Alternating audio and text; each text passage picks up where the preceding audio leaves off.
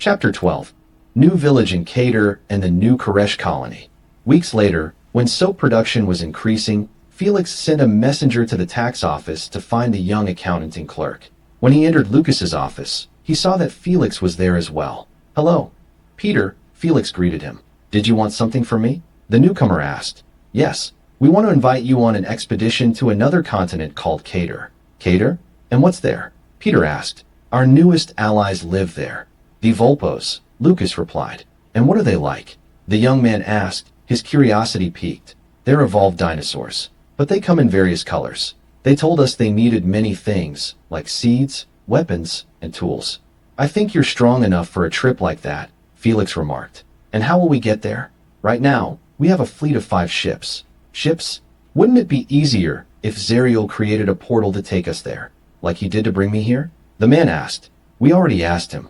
He says that every time he creates a portal, he has to go through a recharge period," Lucas replied. "I see. We have to travel the old-fashioned way," Peter said. "It will take us about 3 weeks by sea and then another week by land." "Of course, when they visited us, it took them a few days to get here," Felix complained. "How is that possible?" Peter asked, even more intrigued. "They ride flying creatures called ectos. They're similar to Pegasi." "Pegasi? Can I ride one?" Peter asked excitedly. "Unfortunately, only they can. Firstly, because they are half our size, so they are light enough to ride them. And more importantly, they form a psychic bond with their mounts by giving them a name." "Incredible," Peter murmured. "These people are fascinating. Of course I'm going." As he said this, he hadn't noticed Atexa standing behind him, so he didn't see her worried expression. Atexa knew about the trip, but had hoped he would say no. Both Felix and Lucas noticed this, but remained silent. "Very well. You must prepare to travel with us to Loomis, and from there we will sail to the western part of Cador. From there we will continue overland to the Volpos capital, called Exerin. We already sent an apology to Mr. Toletus, so they know they will be without you for at least a month or 2. I told him he could hire up to 4 assistants." Felix explained. "Go back to Lucas's house and get everything ready. We're leaving tomorrow morning," Felix told her, prompting Peter to leave the office. Felix waited a minute as Atexa watched Peter go. "Don't worry, Atexa. I know you care about him. I promise to protect him," Felix said, placing a hand on the young assistant's shoulder, which made her breathe a sigh of relief. The next day, Felix and Peter boarded the carriage, surrounded by 4 Amazons on their own steeds, including Lyrics and Dalita, for knights, including Atuk, and 2 Terids, who served as their escort. The journey was uneventful. At the end of their route, they arrived in the city of Lucas. Aelios, who had been alerted by a sentry, came out to greet them. "Welcome, Lords Felix and Peter," he said with devotion. "You know you shouldn't do that," Felix reminded him. "I'm sorry," the city administrator apologized. "Very well. After we have something to eat, we'll visit Kurus's workshop," Felix told Aelios. "Kurus? Who is he?" "Oh, he's a young inventor we have working on reverse engineering the rifles we brought when we came here. In fact, if you'd like to give him your pistol and bullets to see if he can create a version of it, I'd appreciate it." "We'll need any advantage against the Gors," Felix explained. "I understand. Well, actually, I've never had the chance to fire it in an actual situation that requires it, but I have practiced with it long enough," Peter clarified. Later, they arrived at Kurus's workshop. He was engrossed in understanding how some parts if it worked. Trantor and Dunya noticed the newcomers, so Trantor gave Kurus a discreet nudge in the side, which snapped him out of his concentration. He looked up, noticing the visitors. "Excuse me, Lord Felix," he said, setting aside what he was doing. "Don't worry, Kurus. I see you've been working hard," Felix said, pointing to the prototype hanging on the wall. "That's true, but I haven't been able to make it hold more than 1 bullet at a time, and the rifling inside the barrel gave me a lot of trouble. But I was able to make bullets similar to yours, and the rifling definitely helps make the shot more accurate. But even so, I can only load 1 bullet at a time," Kurus lamented. "Show him your pistol and see if that gives him some ideas. By the way, this is my cousin Peter," Felix suggested. So Peter took out his old revolver and opened the cylinder, revealing the 6 bullets per cylinder. "Could you demonstrate how it works, Mr. Peter?" the inventor asked. "Do you have anything to shoot at, Mr. Kurus?" Peter inquired. "Yes, we have a shooting range for testing different weapons. This way, please." Minutes later, he was outside, surrounded by several high stools and clay pots that would serve as targets. Peter raised the weapon and fired twice, shattering 2 pots. Impressive. It can fire more than 1 bullet without reloading. By the way, it's becoming difficult to find the materials to produce gunpowder, especially the so-called sulfur and what Lord Lucas calls potassium nitrate, Karesh explained. I understand. For now, concentrate on creating a weapon that everyone can use. We'll worry about ammunition later, Felix advised. Understood, Lord Felix. It was the young inventor's reply. The next day they set sail. The Defender, as the flagship, along with 3 caravels and 2 corvettes, made up the fleet. The ships were crewed by between 7 and 15 people, depending on the cargo. This consisted of food, seeds, tools, and weapons. The voyage took 3 weeks, but it could have taken longer without the help of the Vinfos, who guided them to the most suitable ocean currents for the journey. So those are the Vinfos. They're mermaids, no less, Peter remarked. That's right, they have gills like fish do. I've seen them swim really fast. Predators avoid them because they hunt them for food, Felix explained. This world is full of wonders. True, but it's also full of dangers, Felix replied. When they reached the beaches of Cador, they anchored and went ashore. They tied ropes to lower the wagons with provisions and other gifts for Eber and his people. The Volpos are coming, shouted one of the sailors, looking up. Indeed, several Volpos were riding on their respective ectos. All the ectos and their riders settled on the sandy beach. Welcome. My name is Lexer. The newcomer greeted with a bow. Lord Eber sent us as your guide and escort. As soon as we arrive in Exerin, Lord Eber has a very important matter to discuss with you, Lord Felix. We captured a Gore spy, Lexer informed Felix. I understand. Then we must hurry, was Felic leader's reply, and so they did. Instead of taking a week traveling overland, it took them 5 days. The Volpos rode on their ectos to ensure there was no danger ahead. The caravan arrived in the city of Exerin. Eber greeted them outside, and Felix extended his hand to the group. Welcome, dear friends, Eber said. Mr. Lexer told me you have a prisoner of the Gore. Felix interrupted. That's true, although it seems this is the only one, since we haven't located any others. We'll save the courtesy for later.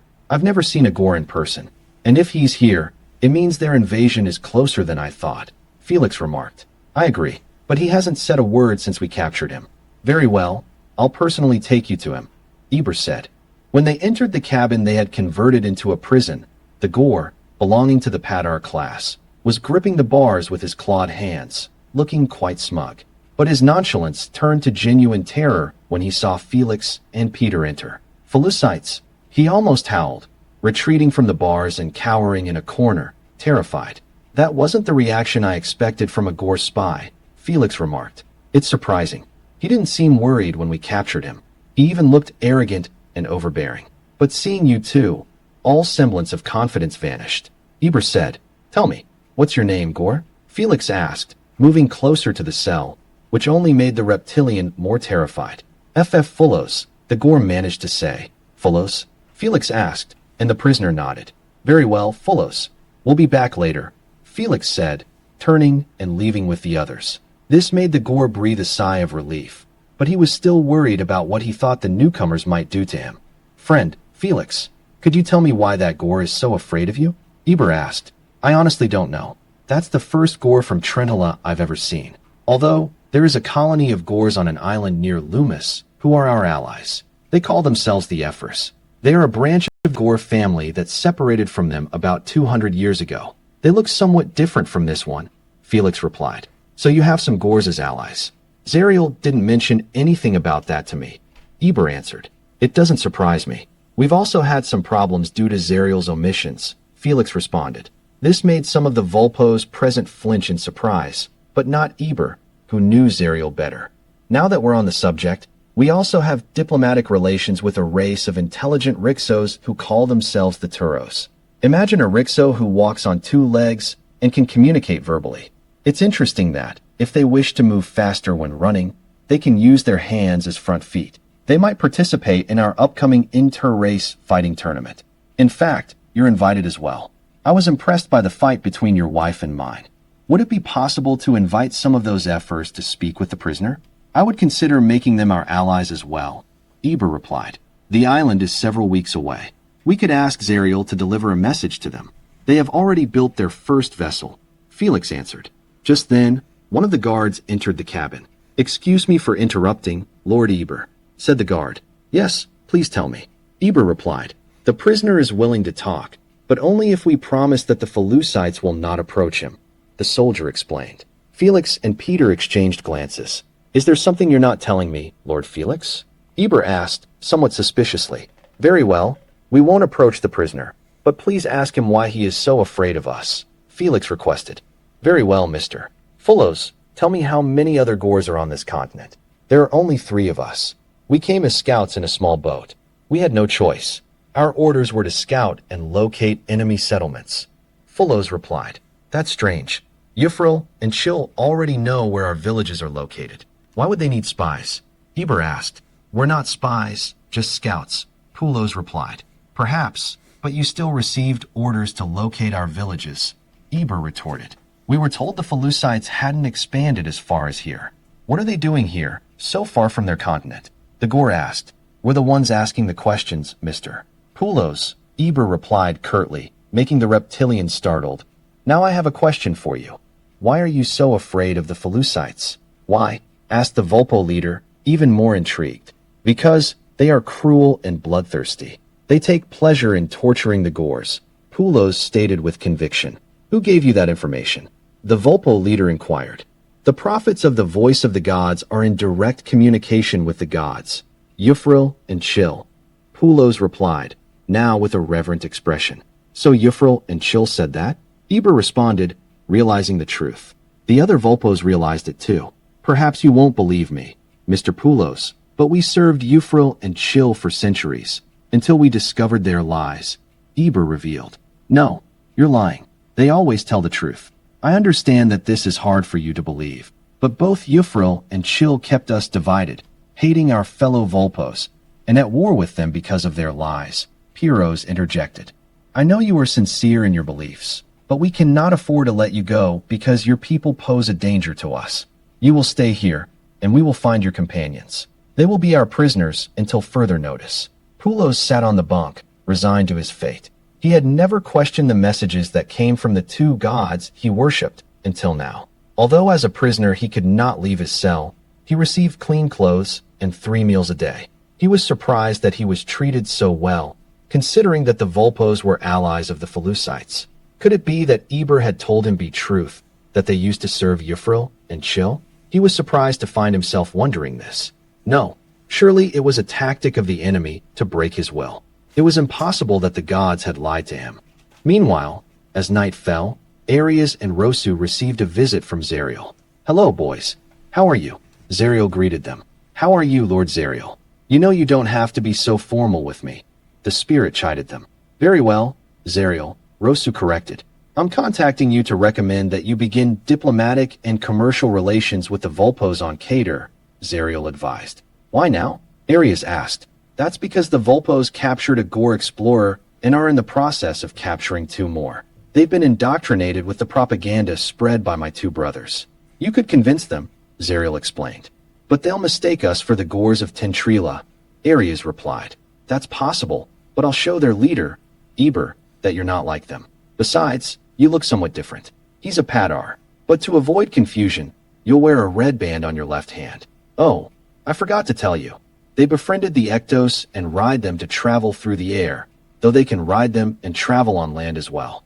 In fact, aside from the Lighters, they're the only ones who can fight in the air. For centuries, they were manipulated by my brothers to fight amongst themselves, but Eber freed them from their yoke and united them as one people, Zariel explained, beaming with pride. With some of your help, no doubt, Aries remarked. No doubt, Rosu echoed, smiling.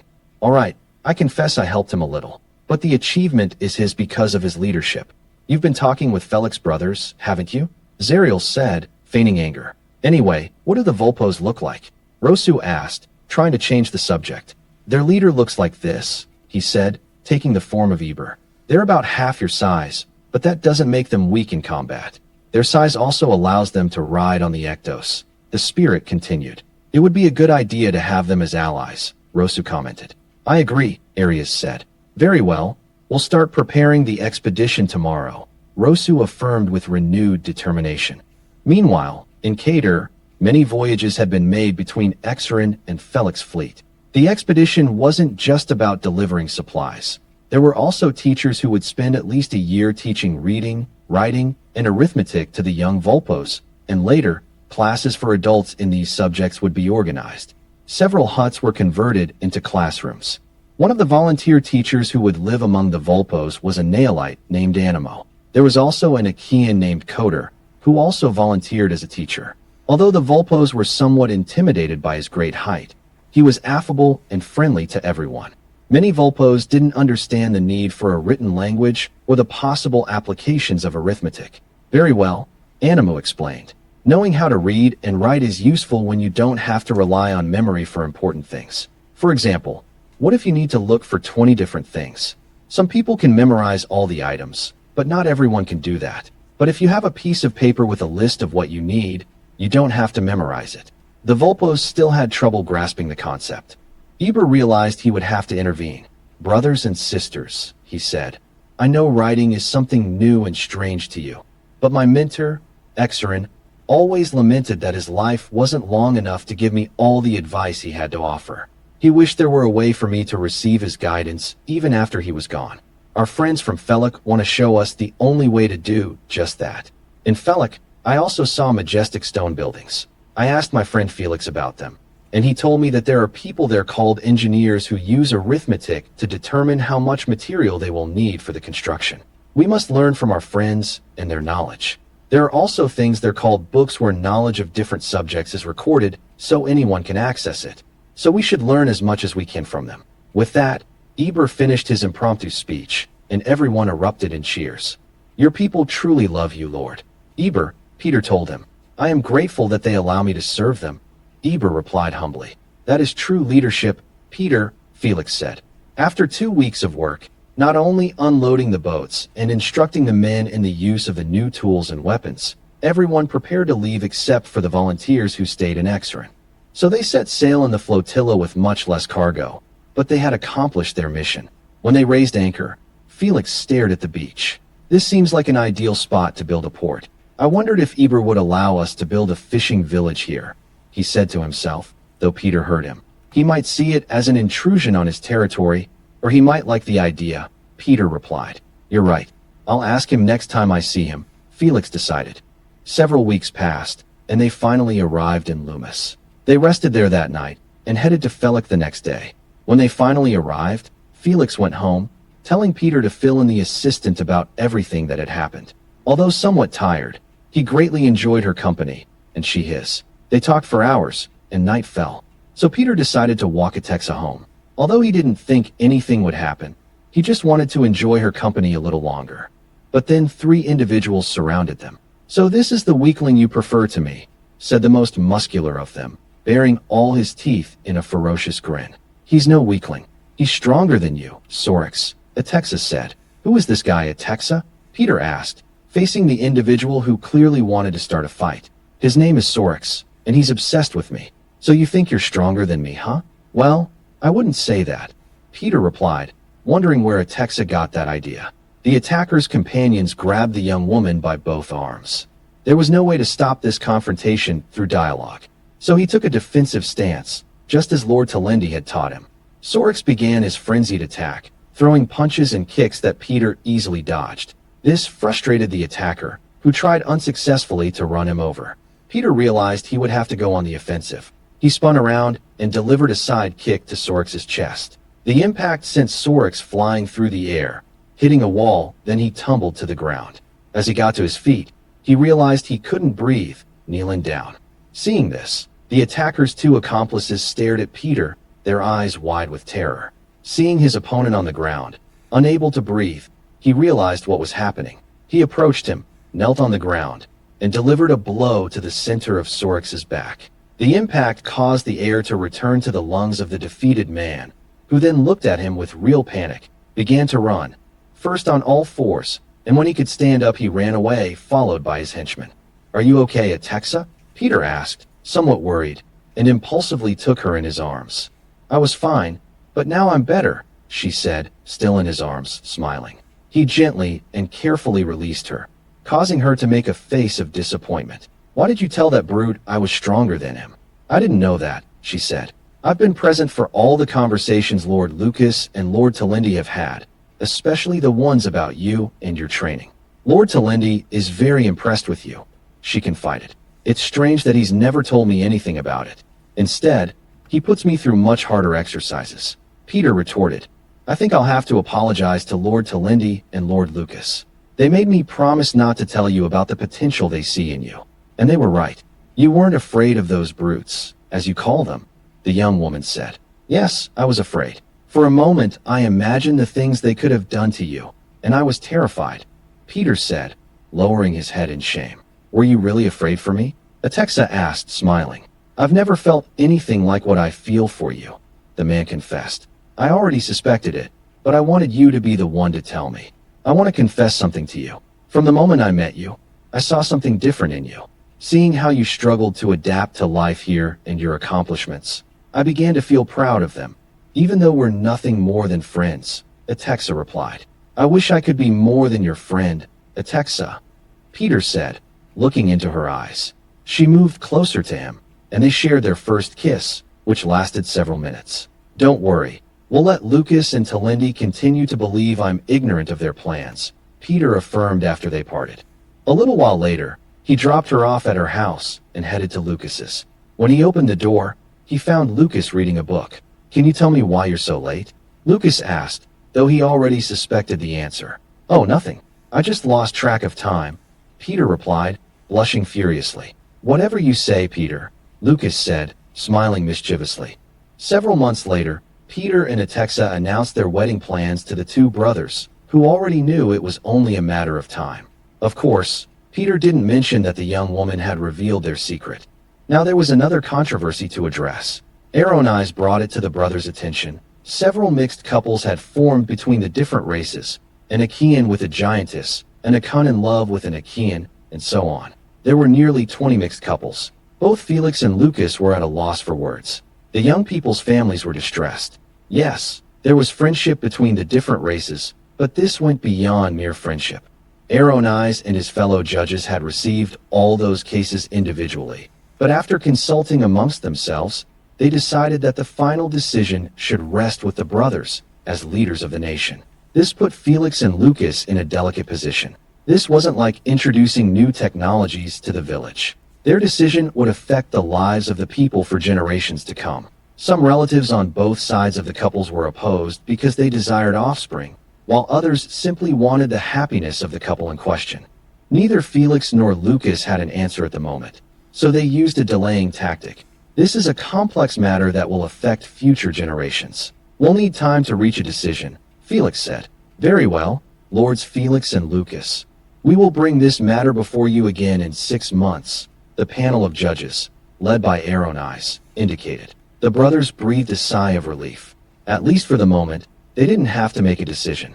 But this would at least give them more time to consult with Zariel, Lumiel, and the other spirits, as well as to meet the couples in person. That night, Zariel and Lumiel appeared to the brothers. Hello, boys. I see you now have a complicated problem thanks to my sister and me, Zariel began. The truth is, we don't know how to proceed. We desired friendship among all races, but some have gone beyond what we call friendship. I have a question. Would it be possible for an Achaean and a giantess to procreate? Felix asked. To be honest, that concept never occurred to me because the races have always been separate until now. Even before the Empire, Zariel explained. So you have no idea? Felix asked. I'm not the omniscient god that some believe me to be. You know that better than anyone, Zariel replied. And what do you think, Lumiel? Lucas asked the spirit of love, who, although present, hadn't said anything. The truth is that all the races that coexist on Felik are thinking beings, and my brothers and I created them with intelligence, but also with feelings, both positive and negative. They all have the capacity to love, but also to hate. And I felt that those couples in particular have a stronger love than others. Perhaps, because they expected their relationship wouldn't be accepted, we based our creations on the creatures of Earth, but not exactly like them. Lumiel explained. I know you will make the right decision, Zariel told them, smiling. Oh, how convenient. If this results in a disaster, we'll be to blame, Felix said, angry with the two spirits. This whole matter is a mystery then. We don't know if two members of two different races can have offspring, or if such offspring would be a combination of both races. It's also possible that if there is offspring, they would be sterile, as happens with many hybrids on Earth, Lucas said uncertainly. I'm confident you'll make the right decision. By the way, you're about to wake up, Zariel said. When the mental image of Lucas and Felix faded from his sight, Lumiel questioned Zariel. Would it be wise to let them make such an important decision? Lumiel asked. Come on, Lumiel. They're experts at navigating uncharted territory. They've surprised me time and time again. I have faith in them, and you should too. Very well, brother, Lumiel replied. Our favorite spirit was a great help, Felix said sarcastically as he sat across from Lucas's desk, brooding over his discontent. Well, we have 6 months to make a decision, no matter what it is, Lucas said, trying to reassure him. By the way, I was thinking about your idea of building a settlement on Cador. We could build fishing boats and other vessels for the benefit of our new allies, Lucas suggested, trying to change the subject. That's right. We can send him that proposal, along with a gift, 2 of Trantor's telescopes. He's made a lot of progress developing them. He even has a workshop to make and sell them. Of course, we'll pay him for them, Felix affirmed. He's not only making telescopes, but now he's also making dark glasses for the lighters and some humans by special order. Not only that, but he accepted your suggestion to make reading glasses, Felix told him. That's right. I heard he had to hire several assistants to handle all the work he has now, Lucas replied. The brothers decided to send Alios on a diplomatic mission to Exerin aboard the Defender, escorted by several knights, Amazons, and Territs. He would explain the details of the plan to Eber, but only if Eber agreed. Meanwhile, Rosu and Arias were preparing their own expedition. Rosu decided to go with several Ephors, while Arias stayed behind. Alios's party arrived first, though Rosu's expedition arrived half an hour later. Both ships anchored on the same beach, helped by the Vinfos who took the opportunity to explore new waters. Good afternoon, Lord Rosu. I'm glad to see you, although I didn't know you were headed this way, Alios greeted. We heard that the Volpos captured some Gors, and we wish to speak with them, the Ephor replied. Oh, I understand. It would be the first time you've communicated with them since you separated, Alios agreed. Very well, we'll go to Exerin together, Alios affirmed. Just then, several Volpos arrived in their respective ectos and landed near them. They saw the Ephors and aimed their crossbows, bows, and arrows at the reptilians. Alios placed himself between them. Please, these are the Ephors. They are friends and allies, Felix Envoy explained. Then the Volpos lowered their weapons. We apologize for the confusion. You look very much like our guests, but I see the red armband that Lord Eber told us you would have. My name is Lexer, the newcomer stated. Very well, we appreciate the escort, as long as you don't point your weapons at us again, Rosu replied, somewhat annoyed. Later, after his interview with Eber, Rosu entered the hut that served as a prison. There, Fullos and his companions stared at them, wide-eyed. Traitors, what are you doing here? Exclaimed the Gor. I regret to inform you, but the only traitors here are Chill and Euphril. They use the Gors and the Talids only to satisfy their hunger for power, without caring what happens to either one. That is why our ancestors, both Padar and Bunda, escaped 2 centuries ago, Rosu explained. No, you left to plot our destruction. Don't deny it. The voice of the gods never lies, Fullos asserted, completely convinced. On the contrary, their purpose is to deceive. Didn't they tell you that the Felucites would subject you to horrific torture until they killed you the moment they saw you? We know they saw you and did absolutely nothing to you, Rosu replied. This caught Fullos off guard.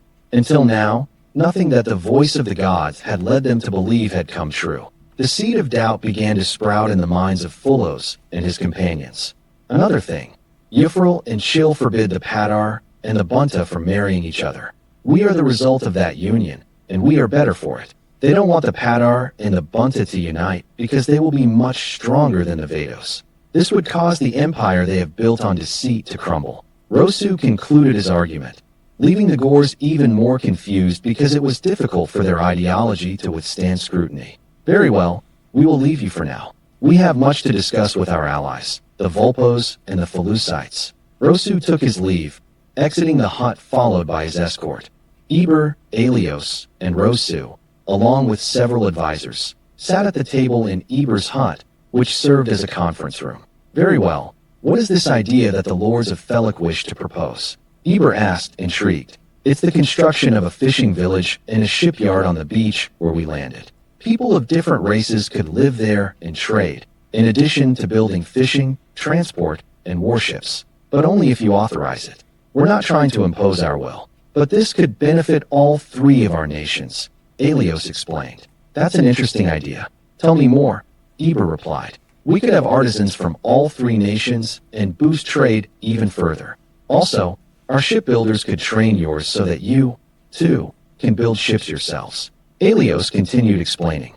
I agree, but such a project would require a great deal of wood, metal, stone, and labor, Rosu remarked. That's quite true, Lord Rosu. Therefore, it will have to be a joint effort. Initially, there will only be a few workers who would need to be housed here while the buildings they will occupy are being constructed. Later, the shipyard and the adjacent buildings will be built.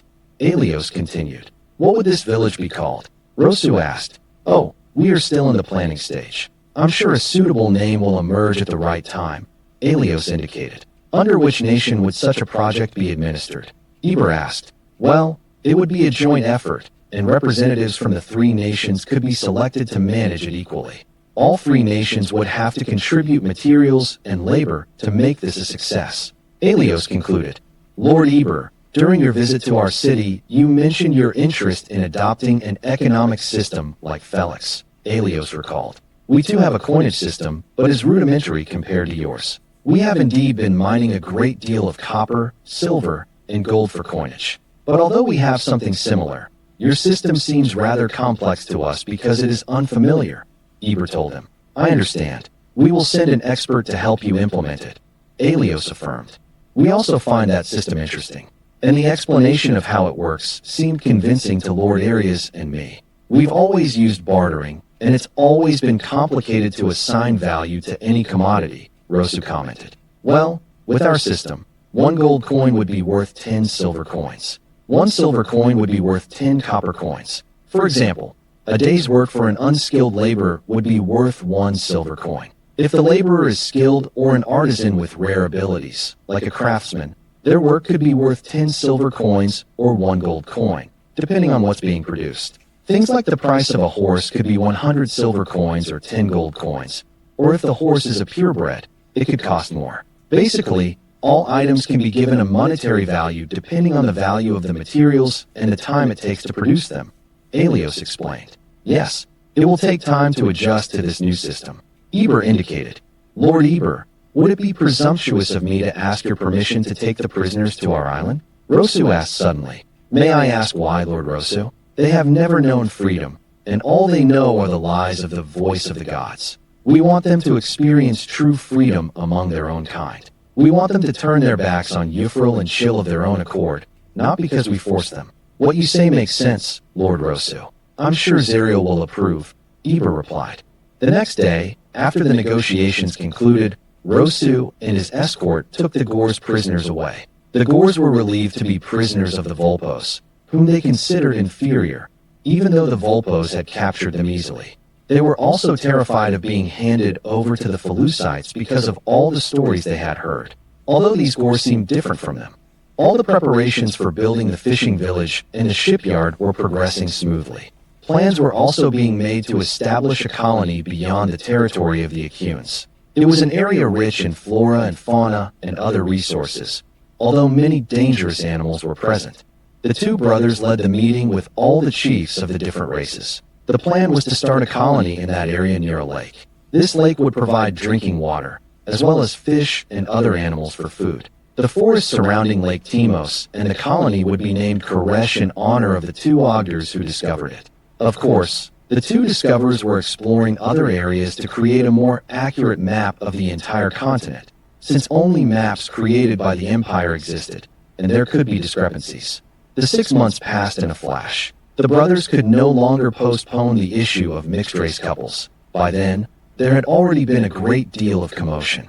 Most of the city did not accept these relationships. The meeting the brothers convened was quite heated, something rarely seen in other matters.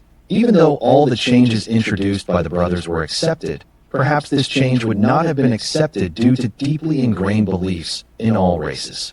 Tell me, Cousins, doesn't this controversy remind you of one that people on Earth have had for centuries, possibly? Peter asked. That's true, Felix lamented. You tell me you're having trouble finding volunteers to found the colony on Karesh.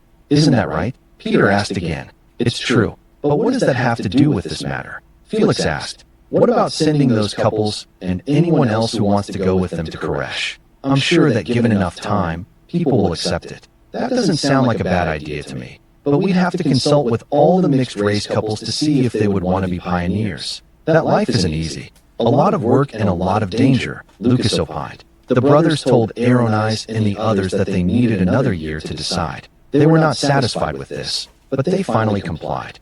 That's true. We have no idea what kind of creatures they'll face, or if there are hostile villages nearby. They might need a permanent outpost there, Felix replied. If they want, I could go with them. I'm no Daniel Boone, but I've camped in the woods many times, Peter suggested. Those were the times you were looking for us, right? Peter asked. Right, Peter replied smugly. Well, this is very different. Not all the animals in this forest have been cataloged. There are others that are unknown, Felix emphasized. Can you tell me why you want to go there? Atexa asked, having followed the entire exchange. It's just to help them, until they can make the colony work on their own. Peter replied to the young woman who was giving him an angry look. Don't worry, Atexa. I'll be back soon. Peter replied, noticing her anger. In that case, once the colony is established, I'll move there. This surprised the two siblings. But we need you here, Felix replied. Don't worry. I'll find someone to replace me before I leave. Atexa answered resolutely. So, you love him so much that you want to be with him regardless of the risks, not to mention the hard life, Lucas remarked. Oh, my life has never been as easy as it is now, but I'm prepared to endure hardship again as long as I'm with you, the assistant affirmed, looking at Peter. Very well, Atexa. We're going to miss you, Felix predicted. All the preparations to start the colony began. Announcements were posted throughout the nation, including Loomis and all the towns in Felix territory. Later, Peter was helping Atexa get everything ready when Sorix appeared, but with a much more humble demeanor. I'd like to apologize for attacking you, Lord Peter, the soldier said quietly, flanked by his two friends. The trio seemed inseparable. Why was that? Peter asked, harboring suspicion. I was arrogant. Is there anything I can do to show how sorry I am? The soldier asked. Why the change of heart? Atexa asked from his side. Lord, Peter could have killed us there, yet he let us escape, and since our encounter, I've learned a great deal about him. He also didn't notify Lords Lucas and Felix about our fight, the soldier told Atexa. It didn't seem worth informing them of our little altercation, Peter replied. But even so, I am responsible. I want to place myself under your command, Lord Peter, he said, dropping in one knee. Is that true? Peter asked. Yes, Sorix replied, looking at the ground. If that's the case, I'll leave soon to help establish the Karesh colony, Peter explained. I know. If you order us to go with you, we will, the soldier stated, and the others nodded. Very well. I'll speak with Felix so he can assign you to me. I don't really understand this change of heart, but we're going to need all the volunteers we can get, Peter replied. Meanwhile, Lucas was examining some documents when one of his guards interrupted him. Lord Lucas, there is a knight who wishes an audience with you. His name is Amlo, the soldier said. Very well, show him in, the leader replied. Lord Lucas, the man said, placing one knee on the ground. Please stand. I want to know what brings you here, Lucas stated. First, I earnestly ask you to keep what I am about to tell you secret. What is it? Lucas asked, seeing the man's worried expression. I am one of the knights of Felix, and I am here representing 6 knights of the Order and 4 Amazons. So far, you haven't told me anything worth keeping secret, Lucas said. The thing is, the knights I represent and the 4 Amazons are in an unusual relationship. As in, with each other. Oh, Lucas exclaimed, immediately realizing. I see you understand our dilemma, Lord Lucas. My partner and me have been together for years, but in secret, as the Amazons with their own partners within their own order, said Amlo. I understand. And what exactly do you want from me? Lucas inquired. We want to be part of the garrison that will protect Karesh's new colony, said the knight. So, just as mixed-race couples will be free to pursue their relationships without interference, you want the same for yours. Or am I mistaken? Lucas finally asked. I knew you were very wise, but now you've shown me you're even wiser than I thought, Amlo remarked. "Oh no, it was more than obvious what was happening," Lucas replied. "I can reassign you to the caravan that will found the colony. I'm sure the people will accept you, but it could be many years before that happens." Lucas explained. "We know," said the knight, visibly more relieved. Finally, a month later, everything was ready for departure. There were 50 people of various races, soldiers, Amazons, and many artisans among them. Several covered wagons were loaded with provisions, weapons, tools, and the personal belongings of the future colonists. The journey lasted several weeks. Of course, the trip was quite peaceful while they traveled within Felic territory. But once they left it and ventured into unclaimed territory, the attacks by wildlife began. At first, they were the usual predators: Kilses, Falionas, Rixos, and even Larkins. Peter faced his first real test when confronted by these. It was a terrifying experience, but he demonstrated his leadership by consulting with people who had faced such creatures before, seeking advice on the best way to deal with them. Just as Peter was beginning to relax, the situation escalated. "Oh no, it's a Yukon," Sorix exclaimed. Peter looked in the direction the soldier was pointing, and there it was, a dragon. It was flying rapidly toward them, its talons outstretched, both the ones on its arms and on its legs. Unlike the dragons of legend, these didn't breathe fire, but they were still incredibly dangerous. Their hides were tougher than a Larkin's, and they could fly. Fortunately, the soldiers and several colonists had experience dealing with such creatures. They knew that the wings were the beast's most vulnerable point. So they grabbed their crossbows and several bolts already coated with Larkon venom and began firing. Peter did too. He had practiced shooting this weapon a lot. When several bolts hit its wings, the creature roared in pain and had to land. Now came the dangerous part. They would have to attack it to prevent it from reaching the caravan. Overwhelmed by so many attackers, it decided to walk backward without losing sight of the enemy. Peter was among those attackers. Then Peter noticed something. It was obvious the dragon was losing. Why wasn't it fleeing? Even though it couldn't fly anymore, it wasn't injured enough to be unable to run. Could it be protecting something? Finally, the poison took its course, and the creature collapsed, slowly dying. Peter decided to go see what it could be protecting so fiercely, and his suspicions were confirmed.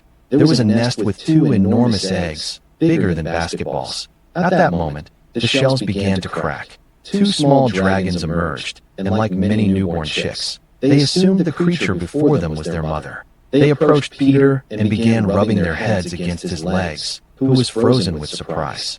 Omlo, Sorix, and the others arrived and aimed their crossbows at the chicks. "Stop! Don't you realize what happened? The Dragyokan was only defending her young, and now they think I'm their mother. Please, don't kill them. Since we killed their mother, I'll have to take care of them," Peter pleaded. "As you command, Lord Peter," Omlo replied. "Please tell the others not to try to eliminate these creatures," Peter ordered firmly. Sorix was the first to obey his order, followed by Omlo. When they reached their destination, they found a clearing in the forest and set to work. They cut down many trees around the designated spot. They used the trees to build a palisade, and the leftover wood would serve as firewood. The palisade was essential because they didn't know what kind of creatures might approach, even with the bonfire they had also built. The next morning came. No one approached Peter now, because of his new children, so they kept their distance. Even so, Peter armed himself with an axe and headed into the forest accompanied by the 2 dragon chicks, if they could be called that. Peter began attacking the tree with the axe, while the young dragons watched him intently with curiosity. After a while, they began using their claws to attack the bark of another tree, and minutes after the tree Peter was cutting, theirs fell as well. Between them, they cut down more than 15 trees until well into the afternoon. When Peter returned to camp, a large animal, hunted by the other members of the garrison, was already roasting over the fire. "Welcome, Lord Peter," Omlo and Sorix said, still wary of the 2 little beasts who clung to the colony's leader. Then Peter's children opened their jaws, a sign of hunger. The new father walked over to his wagon, where several kilos of dried meat lay as part of the provisions. Peter took a piece and offered it to them. After sniffing it briefly, they devoured it with gusto. Again, they opened their mouths, eager for more. The 2 hatchlings stayed in Peter's wagon, which they now considered their nest, and their sleep overtook them. Peter breathed a sigh of relief and decided to go and say good night to the rest of the settlers and the soldiers. "Hello," "Sir, we saved you some meat. Now that you have 2 more mouths to feed," Sorix said, smiling. "Very funny, Sorix, but I appreciate it," Peter replied, accepting the offer since he hadn't eaten.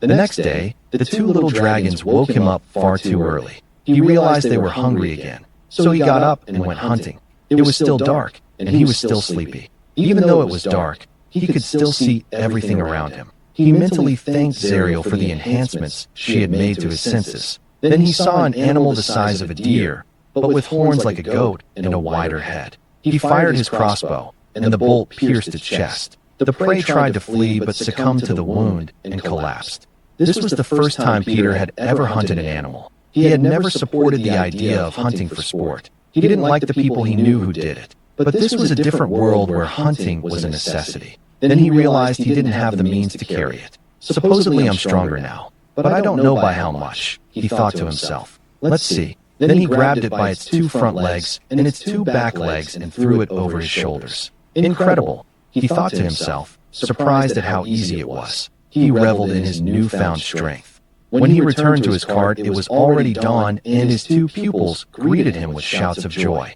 Meanwhile, Poulos and his companions were impressed by the ship the Ephors possessed. Compared to their simple catamaran-like vessels, it looked imposing. How did they build something like that? The prisoner ventured to ask. Our Phalusite friends shared their knowledge with us, Rados replied. That's impossible. They are bloodthirsty and hate people like us. Poulos responded, still steeped in gore ideology. You have much to learn about them and about us, Rosu concluded. When they disembarked, the 3 prisoners with their hands tied behind their backs were the center of attention on the island. Only a few Cador remained, and they were very old. Almost everyone on the island was part Bunda and part Cador. Rosu, after consulting with Arias, decided to adapt a hut in the training area to serve as a prison cell for the prisoners. There, they saw a Felucida training the Ephors in karate and kendo. Also, on the other side of the camp, they saw a Telera training another group in his fighting style. They had never seen one before. This contradicted the propaganda they had always accepted as fact. They believed the Ephors were slaves of the Felucites. There had to be an explanation. The next day, 2 guards came and put shackles on their feet and ordered them to follow. The shackles allowed them to walk, moderately of course, but not to run. Seeing that their hands were free, Poulos and the others attacked the guards but were easily defeated. The guards didn't even need to draw their swords. This left them astounded. They were supposedly skilled fighters.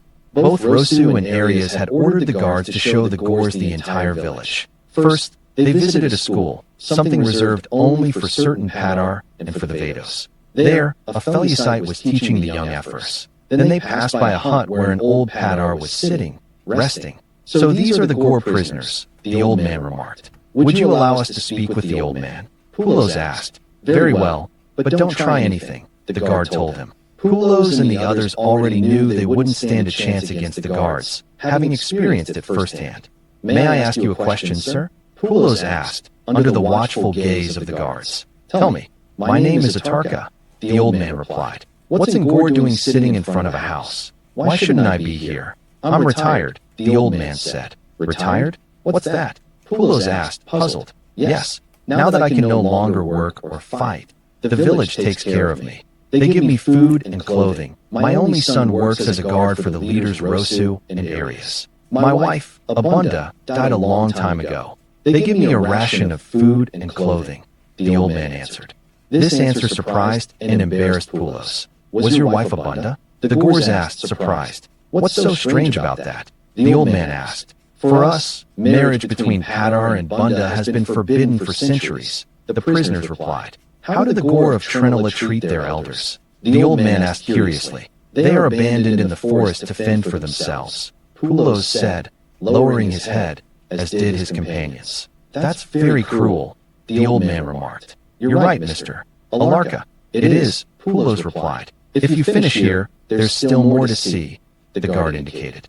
Then Poulos and his companions watched as a group of Ephors dragged a large net along the sides of a pond. When they reached the other side, the net was full of fish. How do you have fish there? The Gore asked incredulously. We've raised them for generations. We feed them insects and other creatures so they grow to that size, the guard explained.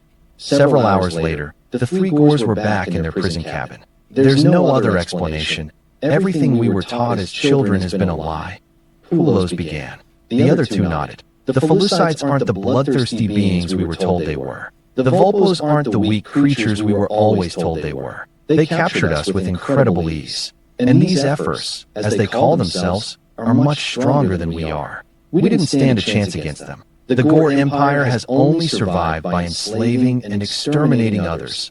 Pulos' companion, Intis, concluded. Careful. Speaking like that is punishable by death, Kareb reminded him. True, but we're not in the city of Chill or the city of Euphraler Gore territory. We have to do something to free our people from the tyranny they've suffered for centuries, Pulos replied. But what could we possibly do? We were no match for the Volpos, much less for the Ephors. The three of us together couldn't do anything against a single Vados. We're useless.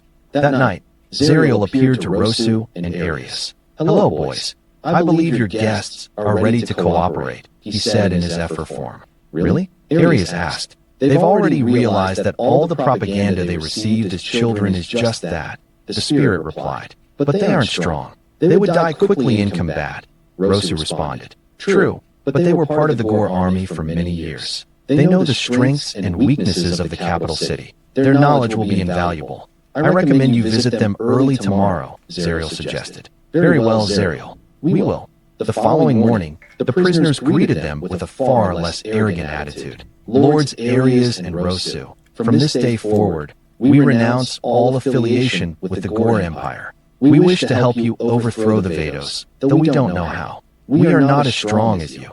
Pulos lamented. Although they already knew the answer, they feigned severity. Why should we trust you? Arias asked. Because we now know that everything we were taught as children was a string of lies. That all sounds good to us, but you will be seen as traitors by your own people. Are you prepared to bear the stigma that will bring? Arias asked. There is no other alternative. The Gore Empire sustains itself through the plunder, subjugation, and extermination of other races. We approved of everything the Empire did because we didn't know the truth, even though deep down we knew it was wrong. So we will help you, Intis replied. First, there's something you should know about the spirits you served. Just as Zariel feeds on the energies of happiness, Yufril and Chill feed on the energies of anger and hatred, respectively, Rosu explained. Oh, the three Gores exclaimed in surprise. That explains everything, concluded Kareb, Pulos' other companion. We didn't understand the purpose of the cruelty with which the subjugated races were treated. It was all to feed their hunger for power. We will help you in any way we can, Pulos declared. Meanwhile, in the Gore capital city, Chill was talking with Yufril. These Felucites are becoming a nuisance. What if we send a small army to Loomis to deliver a message? Chill asked. I agree. We'll tell Armin. I think he'll love it. Yufril agreed. That night, the Yufril and Chill appeared to the current ante on duty, Armin. What do you wish, my lords? Armin asked the two spirits with a submissive air. Do you remember when we spoke to you about the Felucites? Chill asked. Yes, that enemy who has gathered several races with the intention of attacking us. Sighed the ante. Yes, we have decided that a preemptive attack on their colony in Loomis is necessary. Chill stated. The cursed city? Armin asked a little worried. Well, they walled off the cursed part of the city, but they are using the rest. I understand, my lords. So be it, said Armin, submissively. When Armin awoke, he immediately summoned his best general, Sweros. He had completed 10 successful campaigns against humans and other, less numerous races. Lord Chill and Yufril appeared to me last night, and told me that now is the time to attack the Felucites. Armin said gravely. Very well, my lord. We have enough ships in the village of Anko to send 200 soldiers there, the general replied. Very well. You will personally oversee the attack, the ante ordered. It will be an honor, my lord. I will begin preparations immediately, the general replied. When Sweros left the ante's presence, he was ecstatic. At last, he was going to fight the dreaded Felucites. 10 easy campaigns against practically defenseless races, coupled with the supremacist propaganda of the Gore Empire, had made him arrogant, with a distorted view of his own abilities and those of his army. Now we'll put those Felucites in their place, he thought to himself. When Swero arrived at the shipyard, there were about 40 catamaran-type boats, like those the Polynesians had used centuries before to travel between the different islands of the Pacific. It took the general several days to recruit the army, composed mostly of Bunda and to a lesser extent Cador, in addition to several talents, and he, as Vados, would command them. When everyone was ready to depart, the ante made his appearance. He had traveled for several days for this, but he felt his presence was necessary. This will be an easy task for you, just like the others. But if you fail, don't you dare come back here, because you will die. This sent a chill down the general's spine, seeing the ante's hard gaze. I will not fail, your majesty, Sueros assured him. He realized for a moment that this would not be an easy battle like the others, but he dismissed the thought and returned to his arrogant demeanor of several minutes before. The journey lasted several days. They passed near the island that had once belonged to Cador, but now housed a small Kuni colony led by Samia, second in command to Aya, the Kuni leader. There, one of the colonists spotted them and alerted the sub-leader. She approached them and saw that they resembled the Ephors, but they looked different. He also hadn't seen the type of boats they used or the type of armor they wore. These are Gors, and they're heading to Loomis. I have to go and warn them, the Kuni decided. She ordered the others to continue their activities without her. Then she began consuming high-energy foods to sustain her on the journey she was about to undertake alone. She needed a lot of energy for the speed and stamina she would require. After completing her preparations, she set off at full speed, as fast as her wings would allow. Samia was exhausted, but she had arrived in Loomis 2 days before the invaders. She entered through a window of Aelios's office and saw him examining some papers. Lord Aelios, the city is in danger, Samia cried in her tiny voice before collapsing. Aelios realized the urgency of the situation and ordered a small bed for the Kuni and some food to be brought to her. Samia recovered enough to eat again, and the food restored some of her strength. Lady Samia, you told me the city was in danger. Why? The administrator asked. We saw an army of Gors coming this way in strange boats. They are armed to the teeth. Not only Gors, but also several talents. I think they want to attack the city. At the speed their boats are moving, they will be here in 2 days. I believe you, Lady Samia. You wouldn't have made such a dangerous journey on your own from your new colony if that weren't the case, Aelios replied. Then he summoned Atuk, who had been promoted to captain. We expect an invasion by the Gors in a day or two. It is necessary to prepare the defenses and warn our allies. The Telera, the Lighters, and the Vinfos, Aelios ordered. Continue on episode 13.